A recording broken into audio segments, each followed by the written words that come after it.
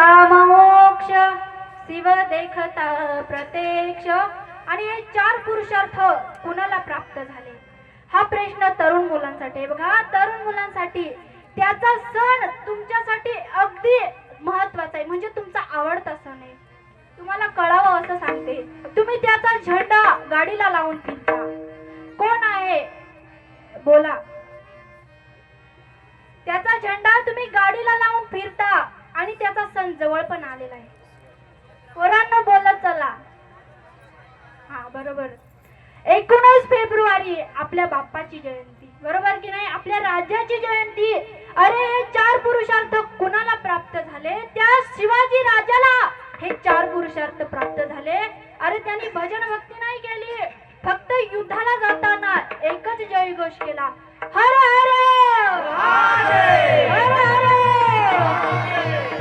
एकच जयघोष केला, तरी त्याच्या प्रत्येक कामामध्ये यश मिळालं।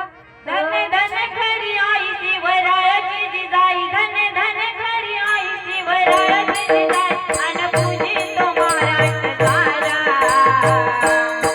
मुद्रा मानाचा मानाचा जिजाईला, मुद्रा मानाचा मानाचा जिजाईला,